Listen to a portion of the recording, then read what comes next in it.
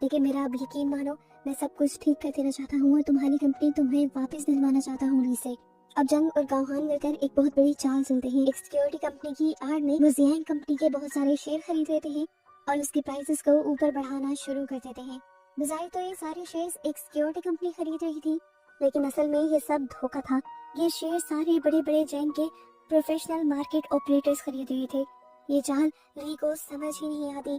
उसने तो ब्लूस्टोन के नाम पर जियांग की दुश्मन कंपनी से कॉन्ट्रैक्ट किया हुआ था कि वो जियांग को तबाह कर देंगे, और अगर अब जियांग का 100% कंट्रोल उन्हें ना मिलता तो वो एक जगह से नहीं दो जगह से फंस जाती। ली इस सारी चीज को कवर करने के लिए एक और चाल चलती है और जियांग कंपनी के शेयर्स खुद ही खरीदने लग जाती है, ताकि एकदम से वो सारे शेयर्स बेचकर जियांग कंपनी को एक और मर्तबा से गिरा दी। लेकिन ये चाल जंग को समझ आ जाती है और जंग और भी ज्यादा पैसे लगाकर जियांग कंपनी के शेयर्स खरीद कर मार्केट और भी ज्यादा बढ़ा देता है, जिसके बाद जंग ने 2 दिन के लिए जियांग कंपनी के शेयर्स को ब्लॉक कर दिया। यानी अब जियांग कंपनी के शेयर्स कोई खरीद नहीं सकता था। ली को समझ नहीं आई कि वो क्या करे।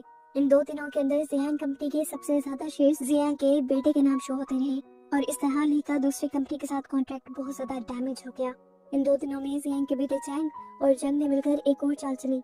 जियांग जैसी एक नई कंपनी बनाकर जियांग के सभी टेक्निकल इंजीनियर्स और बड़े बड़े वर्कर्स को ज्यादा तनख्वाह और चीजों की लालच देते हुए नई कंपनी में ले आया। नई कंपनी बनाना इसलिए जरूरी था क्योंकि जियांग के पहले ही काफी सारे शेयर्स ब्लू स्टॉक के पास चले गए थे। अब ये नई कंपनी ऐसी स्टैब्लिश कंपनी होती जिसके सारे शेयर्स जंग के पास ही रहते। 2 दिन बाद जब मार्केट खुली तो जंग ने अब अपना असली खेल शुरू किया। जितने भी इसने शेयर्स खरीदे हुए थे और प्राइस ऊपर की हुई थी, वो सारे शेयर्स उसने एकदम से ही गिरा दिए, जिसकी वजह से ब्लूस्टोन को इतना बड़ा नुकसान हुआ कि कंपनी दिवालिया होते होते रह गई। ये सब क्योंकि ली की वजह से हुआ था, तो ब्लूस्टोन अब ली को निकाल देती है कंपनी से। अब यहाँ मार्केट में इतनी बड़ी मैनिपुलेशन हुई थी, नजर तो सबको ही आनी थी। चैंग की कंपनी बेशक दोबारा से स्टेबल हो गई थी, लेकिन अब चैंग को मार्केट मैनिपुलेशन के लिए यहाँ पर सजा दे दी जाती है और 2 साल के लिए उसकी कंपनी को आईपीओ से बाहर कर दिया जाता है। और ये कोई उनके लिए नुकसान नहीं था, बल्कि उनके लिए स्टेबल होने का एक चांस था।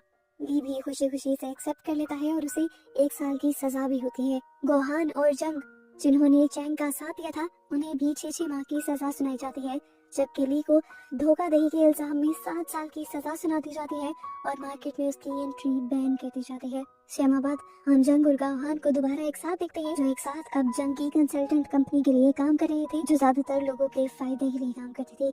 और ऐसे ही इस कंपनी में दोनों को साथ दिखाते हुए ये मूवी यहाँ खत्म हो जाती है।